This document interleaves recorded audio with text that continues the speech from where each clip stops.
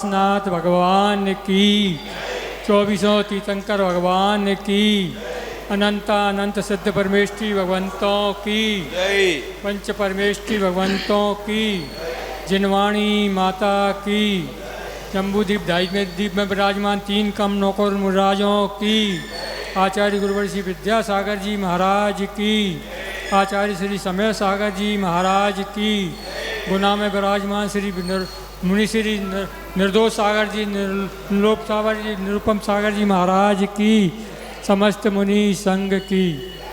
महानुभाव, आज दीप प्रोज्वलन के लिए मैं बाहर से पधारे सभी महानुभावों से निवेदन करूंगा कि वह आचार्य श्री के आगे दीप प्रोज्वलन कर इस कार्यक्रम का शुभारंभ करें। दीप से दीप जलाते चरो, ज्ञान की गंगा बहाते चलो।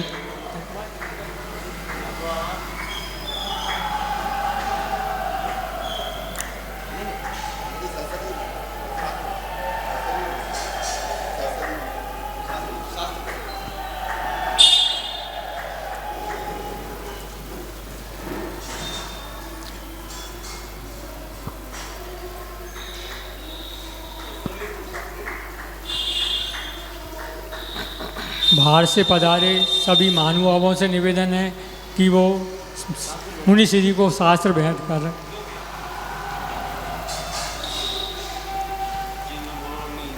जिनवाणी जग मैया जन्म में दुख मैट दो, जिनवाणी जग मैया जन्म में दुख मैट, जन्म में दुख मैट, मरण दुख मैट दो, जिनवाणी जग मैया जन्म में दुख मैट दो। बोल दौल सांग जिनवाणी माता की।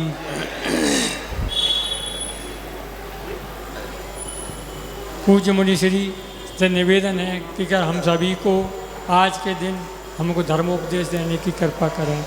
नमोस्तु नमोस्तु नमोस्तु। सभी लोग 9 बार नमोकार पढ़ लेंगे। प्यारे बंधुओं, ग्रंथराज पुरुषार्थ सिद्धि उपाय में सबसे पहले आचार्य अमृतचंद महाराज जी ने केवल ज्ञान ज्योति को प्रणाम किया, अनेकांत को प्रणाम किया। इसके बाद में नयों की चर्चा की कि निश्चय और व्यवहार दोनों नए, दोनों नेत्रों की तरह हैं, ये दोनों पैरों की तरह हैं। इसलिए हम सभी को दोनों नयों को समझने की चेष्टा करनी चाहिए। छह ढाला आप सभी ने पढ़ी होगी। हाथ उठाना जरा, कितने लोगों ने छह ढाला पढ़ी? काफ़ी लोगों ने पढ़ी है, ठीक है, नीचे कर लीजिए। अच्छा, क्या ये बताएंगे आप सभी ने छह ढाला पढ़ी है? ये उसमें ये आया हुआ है कि मैं सुखी दुखी में रंग राव, मेरे धन ग्रह गोधन प्रभाव, मेरे सुततीय में सबल दीन, बेरोप सुभग मोरख प्रवीण। उसमें लिखा है कि अपने आप को सुखी मानना भी मिथ्यात्व है, अपने आप को दुखी मानना भी मिथ्यात्व है, अपने आप को गरीब मानना भी मिथ्यात्व है, अपने आप को धनवान मानना भी मिथ्यात्व है, अपना घर मकान दुकान मानना भी मिथ्यात्व है, अपने आप को मूर्ख मानना भी मिथ्यात्व है और विद्वान मानना भी मिथ्यात्व है। हैं? अब बताइए, सब में दृष्टि कौन बचा? आप सबने छह ढाला पढ़ लिए ना? बताओ, इसमें दोनों ही लिख दिए हैं कि विद्वान मानना भी मिथ्यात्व और मूर्ख मानना भी मिथ्यात्व, गरीब मानना भी मिथ्यात्व और धनवान मानना भी मिथ्यात्व है। बताइए, आप सभी लोग छह ढाला पढ़ चुके हैं ना? बताइए कौन बचा सम्य दृष्टि? सम्य दृष्टि किसे कहते? वो कैसा मानता है? छह ढाला पढ़ ली ना? हैं? बोलो। कोई शास्त्री, कोई विद्वान, कोई 12 वर्षीय कोर्स करने वाले, कोई पाठशाला पढ़ाने वाले हैं, जो दोनों को मानता है। मतलब अपने को मूर्ख भी मानता है और विद्वान भी मानता है, गरीब भी मानता है और अमीर भी मानता है। ऐसा नहीं, नहीं, उसकी बात नहीं कर रहे हैं हम। तो छेढ़ाला में जो शब्द लिखे हुए हैं उसके बारे में हमारा प्रश्न है। उसमें पढ़ रहे हो कि नहीं आप लोग कि मैं सुखी दुखी में रंग राव, मेरे धन ग्रह गोधन प्रभाव, मेरे सुततीय में सबल दीन, बेरूप सुभग मूरख प्रवीण। इसमें दोनों अवस्था मानने वाले को मिथ्या दृष्टि कहा गया है। अब आप लोग बताइए सब में दृष्टि कौन बचा है? दोनों ही को नहीं मानता, ना मूर्ख मानता है, ना विद्वान मानता, ना गरीब मानता, ना धनवान मानता। ऐसा बोलो।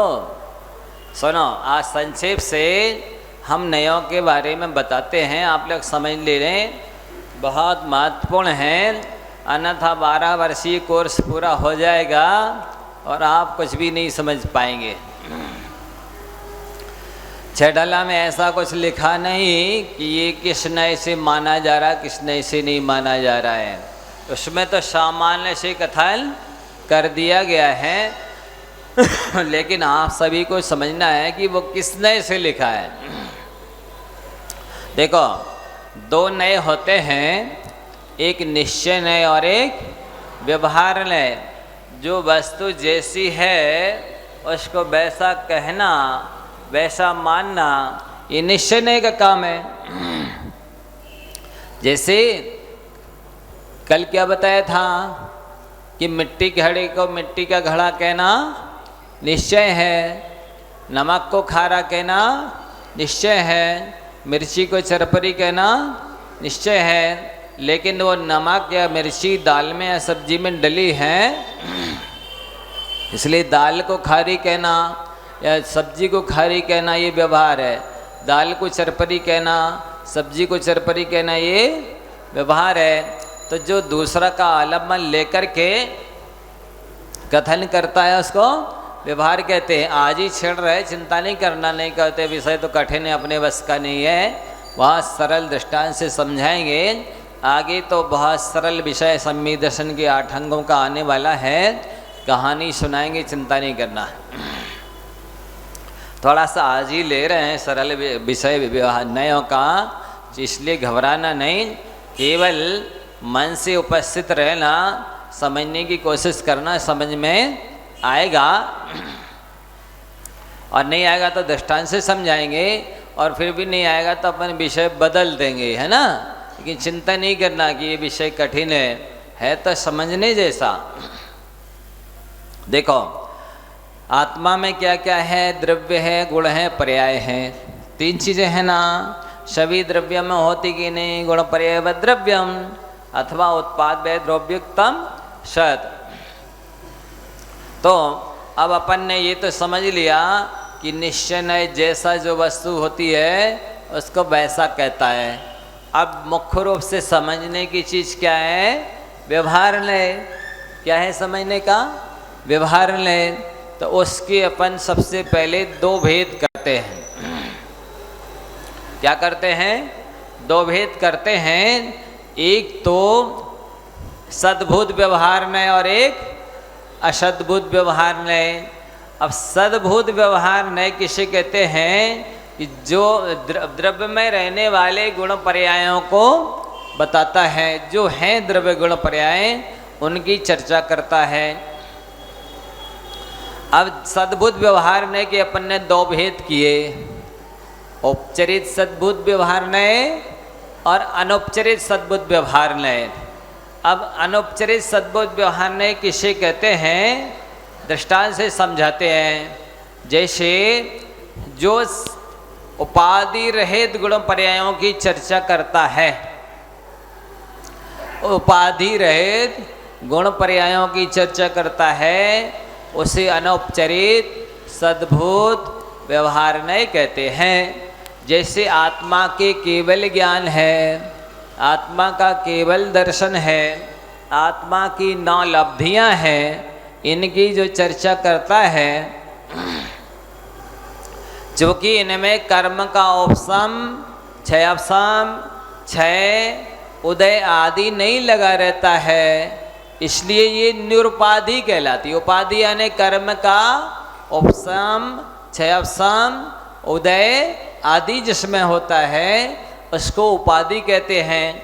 तो ये जो 9 केवल लब्धियां हैं, ये जो छायक गुण हैं, छायक पर्याय हैं, ये किसी कर्म के उपशम से, क्षयपशम से, उदय से नहीं हुई है। ये तो आत्मा के ही केवल ज्ञान, केवल दर्शन, अनंत ज्ञान दर्शन, अनंत चतुष्टय, 9 केवल लब्धियां इत्यादि हैं, ये उपाधि रहित गुण पर्याय हैं।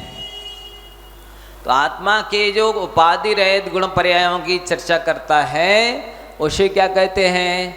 अनौपचारिक सद्भूत व्यवहार नय। अब इससे उल्टा एक है औपचारिक सद्भूत व्यवहार नय। तो वो क्या करता है? जो गुण पर्याय कर्म के उदय से हुई है, कर्म के उपशम से हुई है, कर्म के क्षयपशम से हुई है, उनकी जो चर्चा करता है उसे औपचारिक सद्भूत व्यवहार नहीं कहते हैं। जैसे मेरा मति ज्ञान, मेरा श्रुत ज्ञान, मेरा अवधि ज्ञान, मेरा चक्षु दर्शन, अचक्षु दर्शन, अवधि दर्शन, ये कर्म के क्षयपशम से होते हैं, इसलिए इनकी आत्मा की कहना ये उपचरित के अंतर्गत आ जाता है। पर चूंकि हैं आत्मा के ही, इसलिए उसे सद्भूत कहा गया है। अब इसके विपरीत दूसरा है असद्भुत व्यवहार ने। तो इसके भी 2 भेद कर देते हैं अपन। वह संक्षेप में एक लाइन में बताएंगे, 4 लाइनों की चर्चा करके फिर विषय सरल कर देंगे। चिंता नहीं करना, घबराना नहीं कि ये विषय कठिन है कि हमारे बस का नहीं है, समझ में आएगा। 4 लाइनों की चर्चा करके, परिभाषा करके, दृष्टांत बता के हम आगे बढ़ने वाले हैं, इसलिए आप समझने की चेष्टा करें।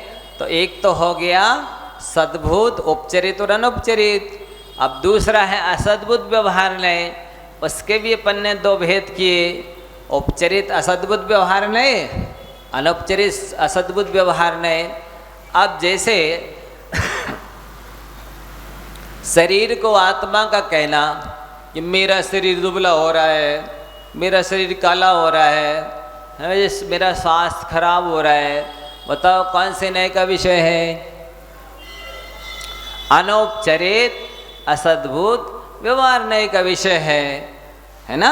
क्योंकि जो संश्लेष संबंध को प्राप्त गुण पर्याय हैं उनको अपनी कहता है, उसको अनौपचारिक असद्भुत व्यवहार नहीं कहते हैं। तो ये दूध पानी की तरह मिला है ना, संश्लेष को प्राप्त है ना आत्मा के साथ, इसलिए इसको अपना कहना ये अनौपचारिक असद्भुत व्यवहार का विषय है। अच्छा, इसके अलावा खेत, मकान, सोना, चांदी, धन, धान्य, दासी, दास, बर्तन, वस्त्र इत्यादि जो 10 प्रकार के परिग्रह हैं उसको आप अपना कहते हैं। तो कौन से नए से कहते हैं बताइए? औपचारिक असद्भुत व्यवहार नए से कहते हैं। मात्र ये 4 परिभाषाएं याद कर ली तो अब जो 6 ढाला में लिखा है, मैं सुखी दुखी मैं रंग गिराव, मेरे धन गिरह गोधन प्रभाव, मेरे शुद्धतीय में सबल दीन, वे रूप सुभग मूरख प्रवीण, ऐसा मानते रहोगे तो भी मिथ्या दृष्टि नहीं होगे। और यदि ये 4 परिभाषाएं आपको याद नहीं है और फिर आप मानते हैं तो मिथ्या दृष्टि हो जाएंगे। 6 डाला तो पढ़ लिया आपने, लेकिन आपको पता ही नहीं है कि कैसा हमें मानना, कैसा नहीं मानना। क्योंकि उन्होंने उसमें दोनों ही अवस्था मानने वाले को मिथ्या दृष्टि कह दिया। सुखी मानो तो मिथ्या दृष्टि, दुखी मानो तो मिथ्या दृष्टि, ज्ञानी मानो तो मिथ्या दृष्टि, अज्ञानी मानो तो मिथ्या दृष्टि। गरीब मानो तो मिथ्या दृष्टि, अमीर मानो तो मिथ्या दृष्टि, तो माने क्या फिर? तो ये चार परिभाषाएं हमने आपको बता दी। इसके आधार से अब आप मानते रहेंगे कि हम तो जो भी मकान दुकान को बीवी बच्चों को अपना कह रहे हैं, तो ये उपचरित असद्भुत व्यवहार नए से कह रहे हैं। 90% लोग व्यवहार इस नए के बल पर चलता है। कितना? 90% लोग व्यवहार इसी उपचरित असद्भुत व्यवहार नए से चलता है। आप दुनिया जानती नहीं है कि हम मान तो रहे कि ये मकान हमारा है, लेकिन कौन से नए से मान रहे हैं? कुछ नहीं पता। नहीं पता तो आप मिथ्या दृष्टि ठहर गए। इसलिए ये 4 लाइनें में आपको संक्षेप में बता दिया। यदि आप याद कर लेते हैं, लिख लेते हैं, इस नए से मानते हैं, तो आपको कोई बाधा नहीं है। आप मिथ्या दृष्टि नहीं बनेंगे, जानते हुए, मानते हुए, बोलते हुए भी सम्यक दृष्टि बने रहेंगे। अब इसके बाद में सम्यक दर्शन के 8 अंगों की चर्चा आपसे करते हैं, जो बहुत महत्वपूर्ण हैं। आपके शरीर में कितने अंग हैं बताइए? 8 है ना?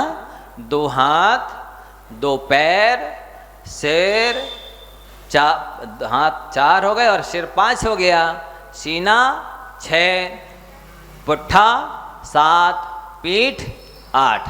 ये 8 अंग है ना?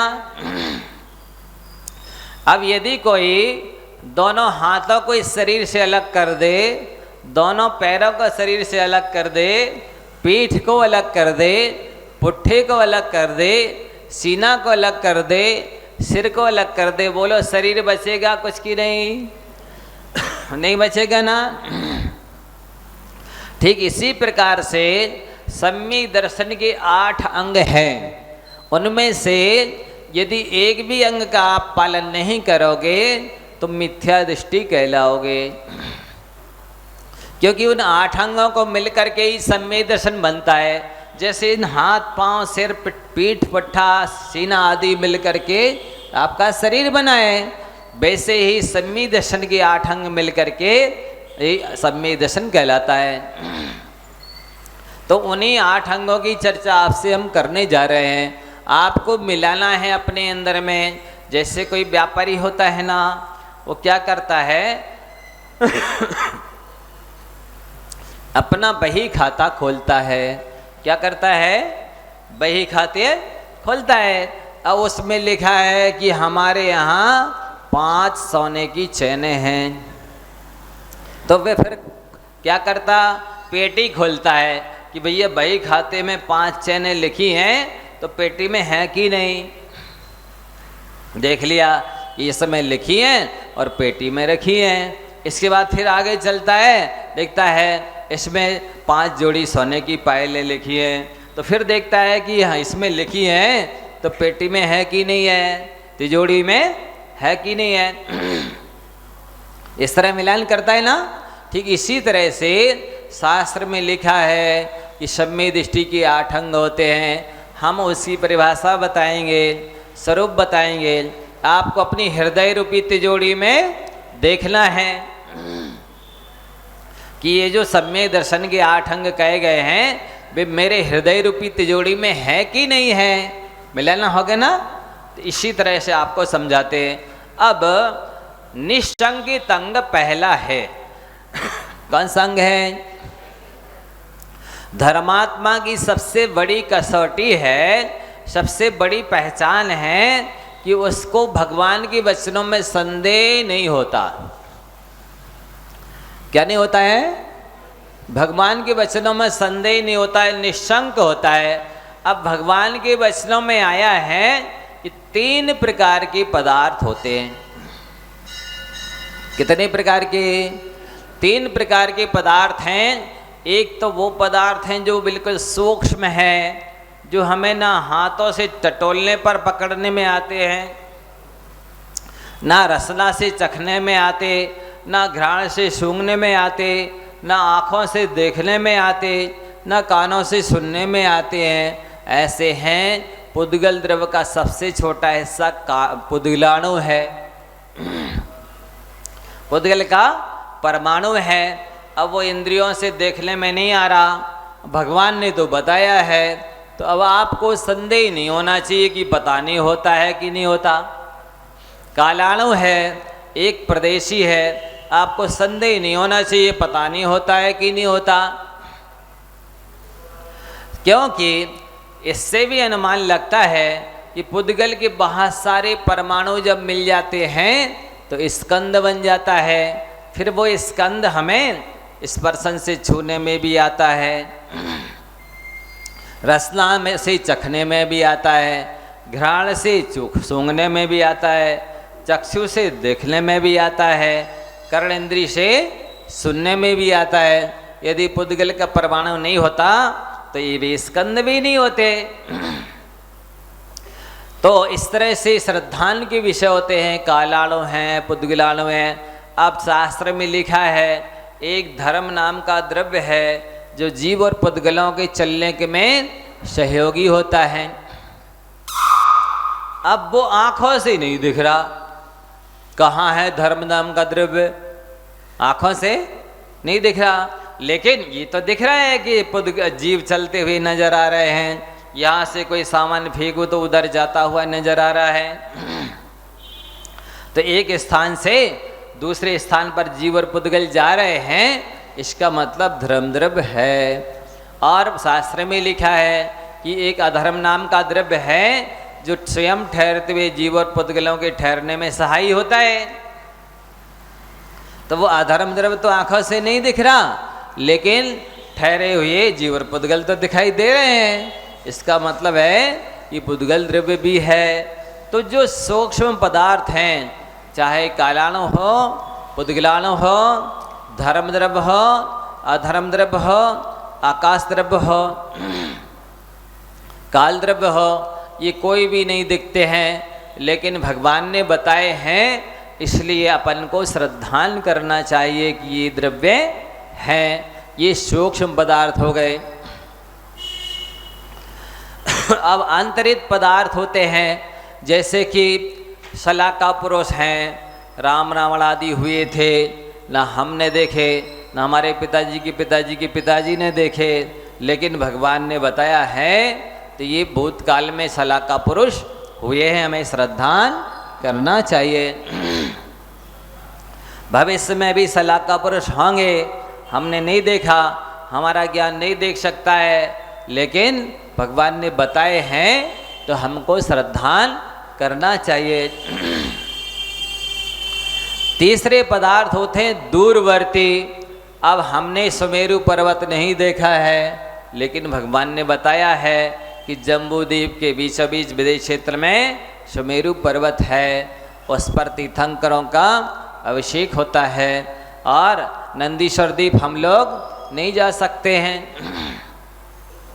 लेकिन शास्त्रों में लिखा है कि 8वें नंबर का नंदीश्वर द्वीप है, उसकी चारों दिशाओं में 13 जिनालय हैं। तो ये श्रद्धान के विषय हैं। ऊपर ऊर्ध्वलोक में स्वर्ग हैं, हमने नहीं देखे, लेकिन भगवान ने बताया है, इसलिए श्रद्धा के विषय हैं। नीचे अधोलोक में 7 नरक पृथ्वियाँ हैं, 84 लाख बिल हैं, उनमें पाप करने वाले पापी जीव पाप का फल भोगने के लिए जाते हैं।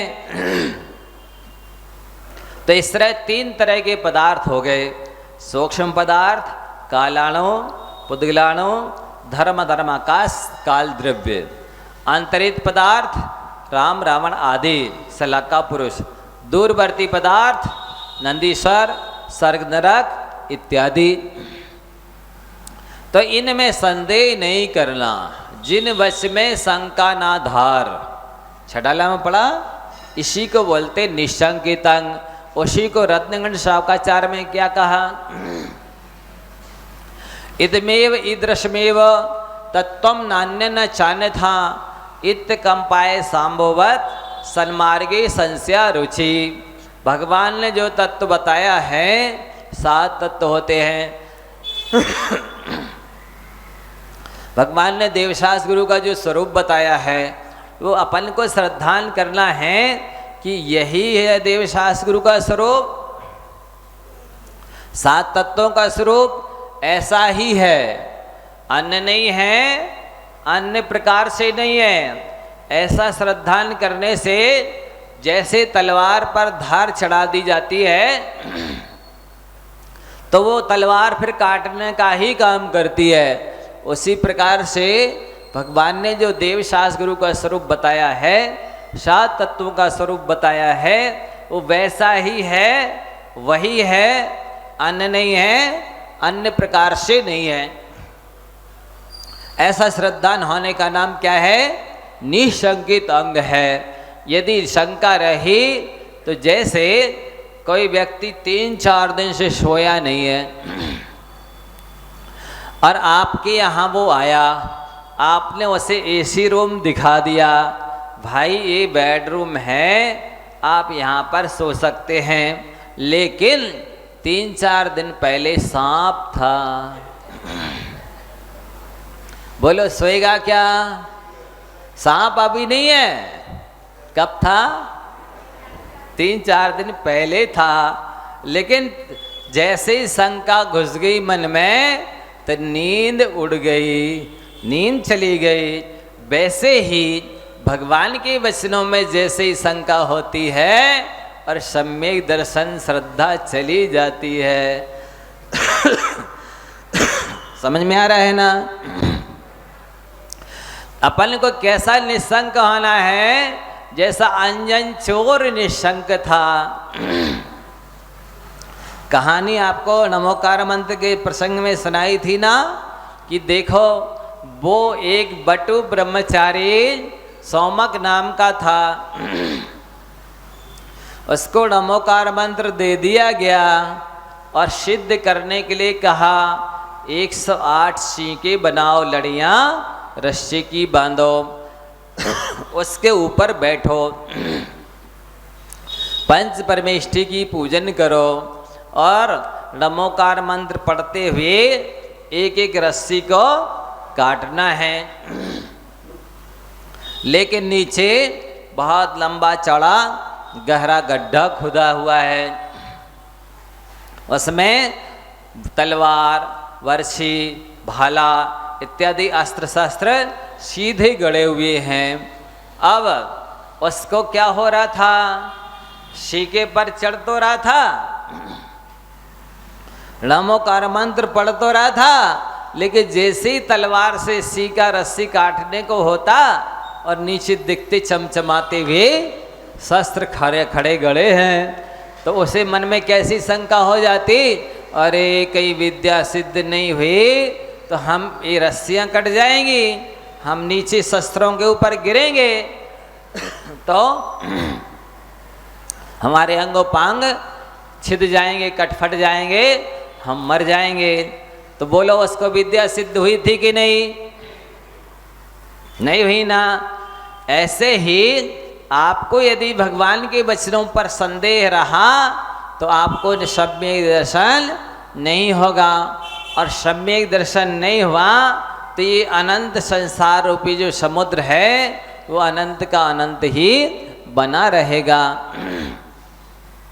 चाहे आप कितने पूजन करें, पाठ करें, स्वाध्याय करें, गीले कपड़े पहनकर एकासन करें, चाहे कितनी तीर्थयात्रा करें, कितनी दान दें, मोक्ष मार्ग तो प्रशस्त नहीं होगा, है ना। इसलिए आपको सबसे पहली आपकी शर्त है कि जिन वचन में शंका ना धार, भगवान के वचनों में संदेह नहीं होना। देखो झूठ बोलने के 3 कारण होते हैं। झूठ बोलने के कितने कारण हैं? 3 कारण हैं। कौन कौन से? या तो व्यक्ति अज्ञान से झूठ बोल सकता है,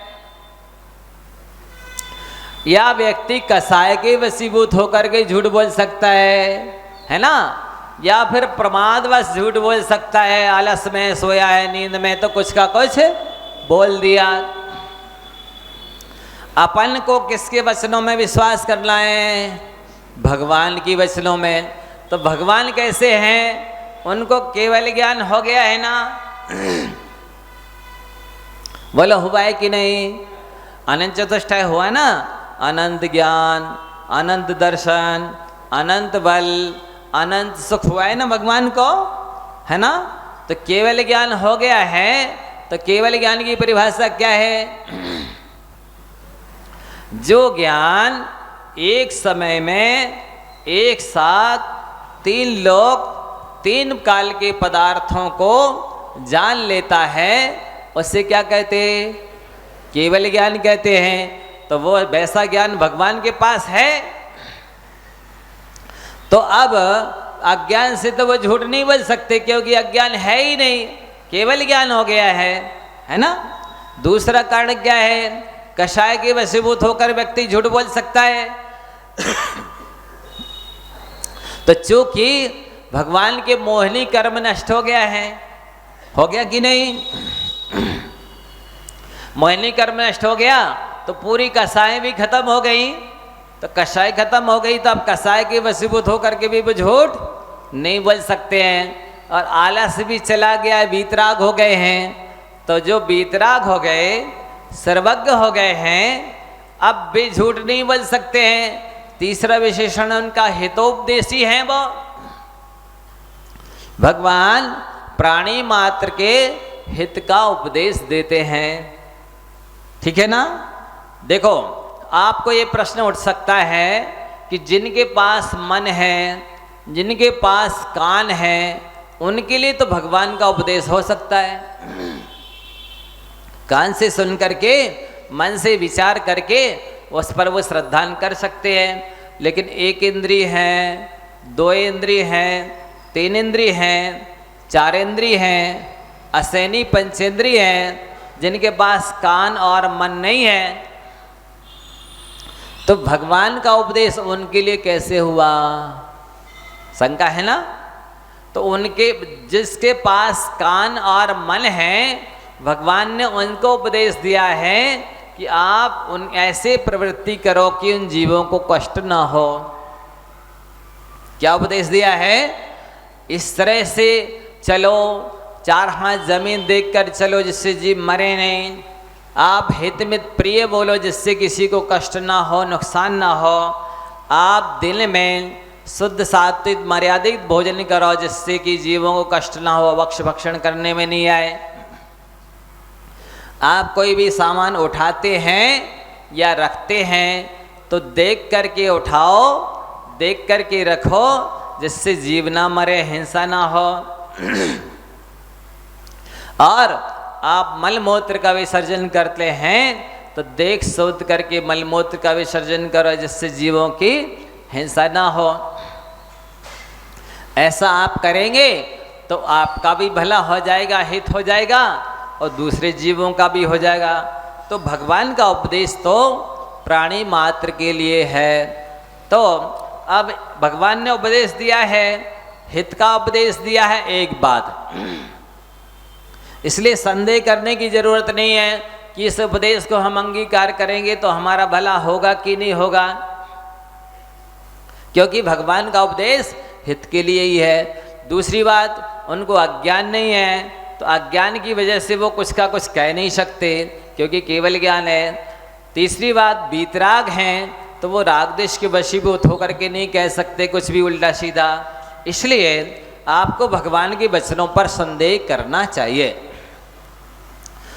पर खेद की बात तो ये है कि भगवान वीतराग हैं, सर्वज्ञ हैं, हितोपदेशी हैं, प्राणी मात के हित का उपदेश दे रहे हैं, प्राणी मात का कल्याण चाहते हैं। इसके बाद भी इस मोही जीव को, इस अज्ञानी जीव को, इस संसारी जीव को फिर भी देवसास गुरु के प्रति श्रद्धा नहीं होती है। कितनी आश्चर्य की बात है। ये सारे लौकिक काम करता है। मान लो कोई व्यक्ति आया, एक दिन आया, 100 रुपये का सामान लिया, 100 रुपये दे गया। दूसरे दिन आया, 100 रुपये का सामान लिया, पर बोला भाई साहब 90 रुपये है। आपने कहा कोई बात नहीं, कल दे देना, दे दिया। फिर वो अगले दिन आया, 10 रुपये कल पिछले दिए, आज फिर उसने 1000 का सामान खरीदा और बोला भाई साहब 900 रुपये हैं। आपने कहा कोई बात नहीं, कल दे देना। अगले दिन वो लाया, उसने कल के पिछले 100 रुपये दिए, आज 1 लाख का सामान खरीदा। बोला भाई साहब 90,000 हैं। आपने कहा कोई बात नहीं, कल दे देना। अगले दिन वो आया, फिर 1 करोड़ का सामान लिया, पिछले पैसे दिए, आज उसने 90,000 रुपये दिए, नहीं 90 लाख दिए, और बोल दिया भाई साहब इतने ही हैं। आपने दे दिया? बोलो दे देते कि नहीं? कैसे दे दिया आपने? उसका झूठ बोलने का त्याग है, वो भाषा समिति का धारी है, वो आपका रिश्तेदार है, कैसे विश्वास कर लिया? बोलो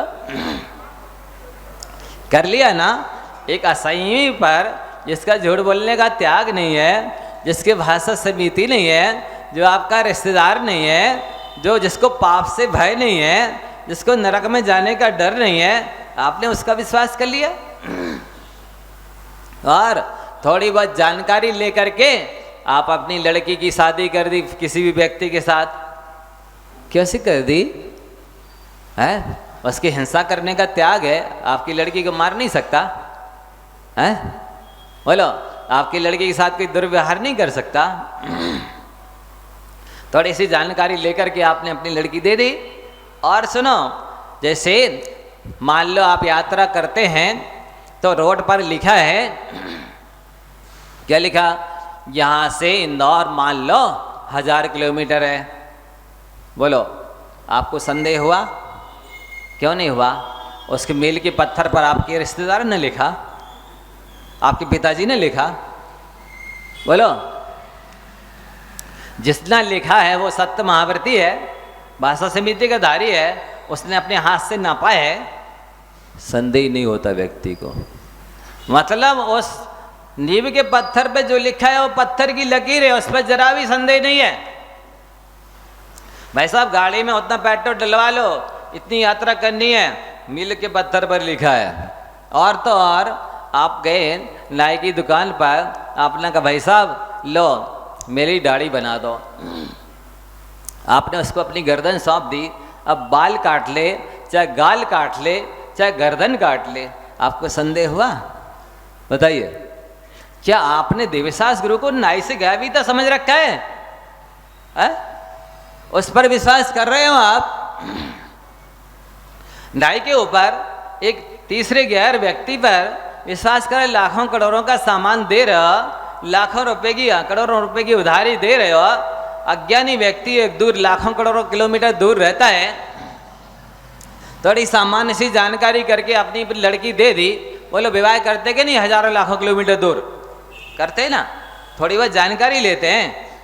क्या पूरा बायोडाटा उसका जन्म से लेकर के पूरे मरण तक का पूरी जानकारी लेते किसी से? कोई गारंटी देता है? बताइए। पूरे लोक के जितने भी व्यापार चलते हैं, जितने भी धंधे चलते हैं, जितनी भी मित्रता चलती है, जितनी भी रिश्तेदारी चलती है, सारी किसके बल पर चलती? बताइए। चल रही ना विश्वास के बल पर।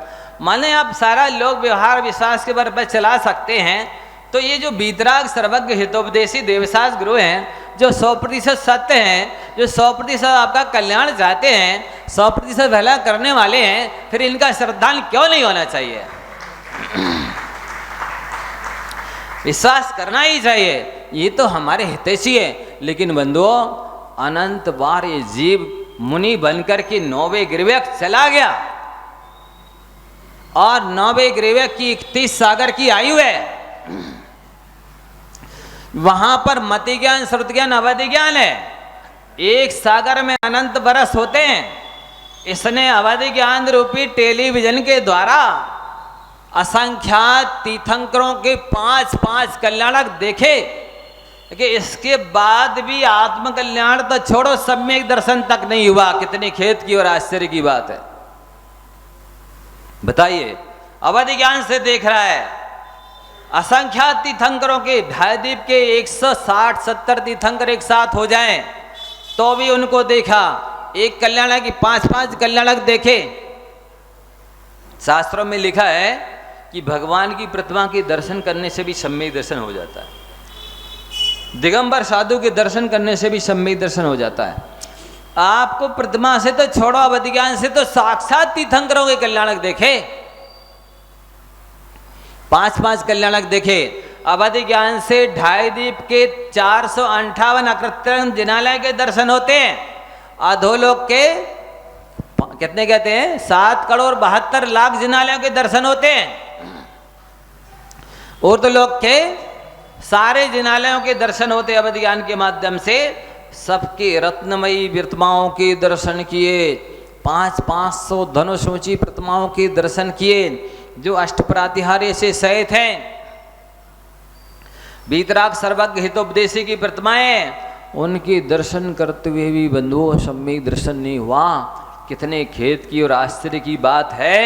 कैसा अनादिकालीन महामोह है, कैसा अनादिकालीन महामिथ्यात्व है, कैसी अनादिकालीन नास्तिकता है कि लोक व्यवहार में सारे कर्मचारियों पर विश्वास करता है, ग्राहकों पर विश्वास करता है, रागी द्वेषी मोही मित्रों पर विश्वास करता है, रिश्तेदारों पर विश्वास करता है, सारे लोक व्यवहार विश्वास के बल पर चलाता है।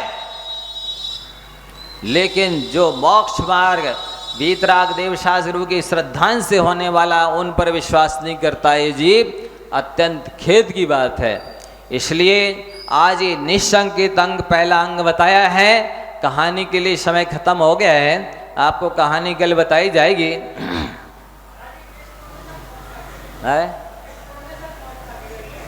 किस पन्ने से? मंद कषाय के बल पर, शुक्ल लेशा के बल पर, मन वचन काय को संयत करने के बल पर ये नमोकार मंत्र पढ़ करके 9वें गिरव्यक तक चला जाता है। लेकिन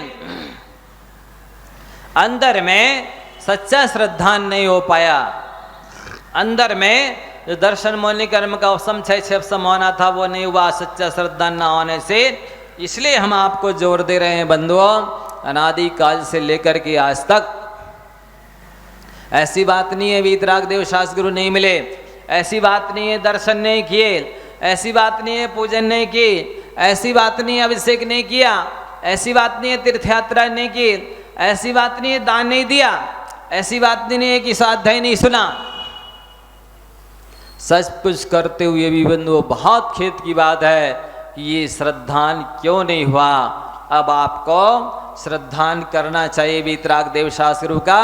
लोग कहते तत्व का निर्णय करो, आपके पास बुद्धि है, समय है, आपको शास्त्र पढ़ करके तत्व का निर्णय करना ही चाहिए, लेकिन बुद्धि नहीं है, समय नहीं है। तो कार्तिकेय अनुप्रेक्षा में आचार्य कार्तिक स्वामी ने बहुत अच्छी बात कही है, आप सभी उसको सुन लें। यदि उसको भी जीवन में उतारते तो सम्यक दर्शन हो जाता है। वो लगते हैं जो ना विजानदी तच्चम सोजण वैणे कुड़े सद्दहणम जम जनवरे बढ़ियम तम सब महम समीक्षा में। वो लिखते हैं यदि किसी के पास बुद्धि नहीं है, समय नहीं है, और यदि वो भवजीव इस तरह श्रद्धान करता है तो जो जिनेन्द्र भगवान ने कहा है, जैसा जैसा कहा है मैं उसकी यथावत श्रद्धा करता हूं। क्या कहा?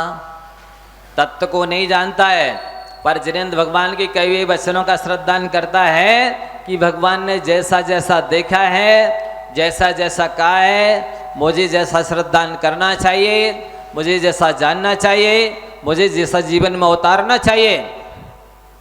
यदि वो उस तरह से श्रद्धा करता है तो सम्यक दृष्टि हो जाता है।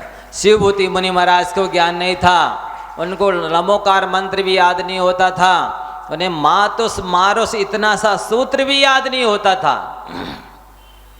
इतना कम क्षयोपम था, लेकिन वे इतने सरल थे, इतने विनम्र समर्पित थे कि भगवान ने और गुरु ने जो कहा है वो बिल्कुल 100% सत्य है।